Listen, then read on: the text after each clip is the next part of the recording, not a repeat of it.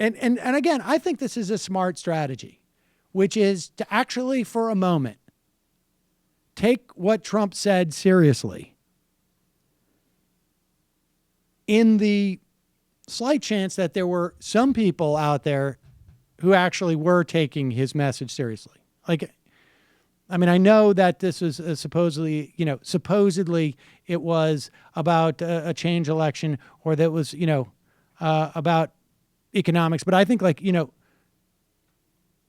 think there's a real question as to what it was about Trump that drew those voters out that Bernie Sanders couldn't bring out. Right? I mean, these are people.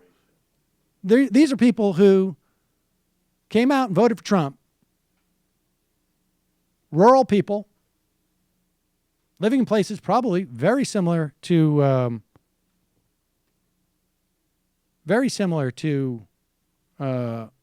Vermont, and they came out for Trump. They didn't come out for Bernie. I don't know why, but putting that aside, I have some ideas why.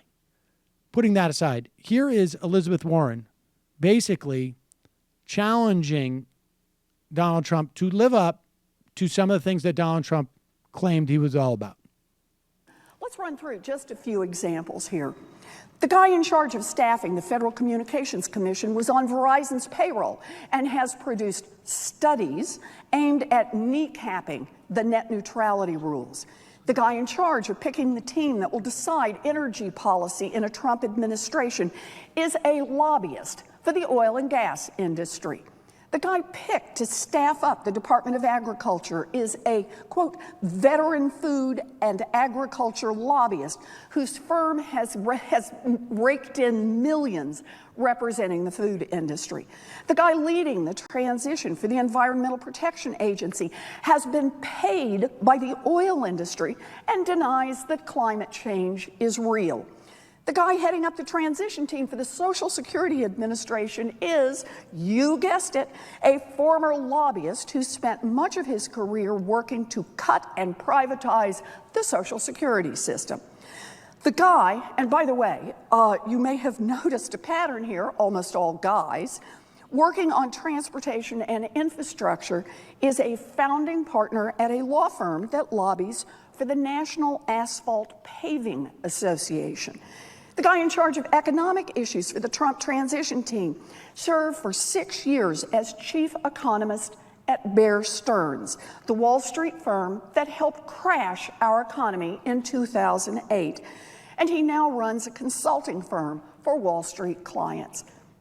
Trump's very first decision is to hand over the keys of government to the worst kind of DC insiders and special interests. It seems like all those promises to stand up for working people were just a giant con.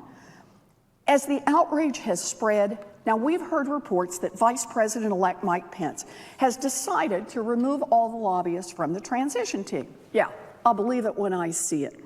If we learned anything from this campaign, it's that Team Trump will make up things if it seems convenient. And one of those conveniences that Team Trump has come out with is a proclamation that in a Trump White House, you will not be able to lobby 5 years after you leave the government. 5 years.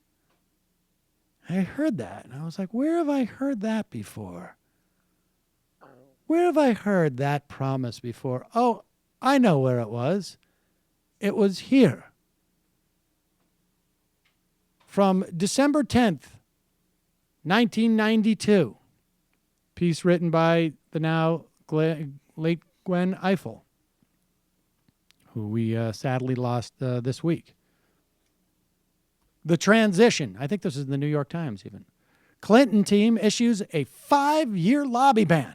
President-elect Bill Clinton's transition team today proposed a 5-year ban on lobbying by senior political appointees after they leave the government. It's released today by Mr. Clinton's transition director, Warren Christopher, would also ban officials from lobbying as agents of a foreign government for life, especially bar government trade negotiations, going to work for any foreign governments, et cetera, et cetera, et cetera. Why do I not take what Donald Trump is saying too seriously? Well, it's not just because he got that idea from Bill Clinton. Part of the reason is because of this little article that we have from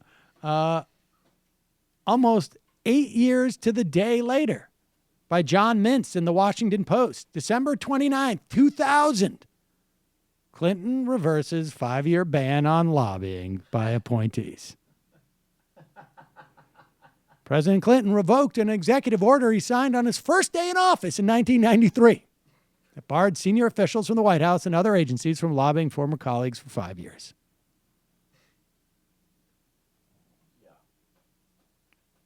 There you go, ladies and gentlemen. So good for Warren. And I like the fact of what they're doing here. You'll get a cookie when you do something right. We're going to remind people of what you promised. And when you don't do it, we're going to hammer you. I like cookies. People should really be giving Donald Trump a chance. And again, look at all this is just rhetorical. It's all just rhetorical in politics. That's all we got at the moment. That's all we got at the moment. Yeah, well, I hope you enjoy your MSNBC gig. Sell out. Hey, it's Sam Seder. Why don't you subscribe to this channel? You can do so right over here. Subscribe.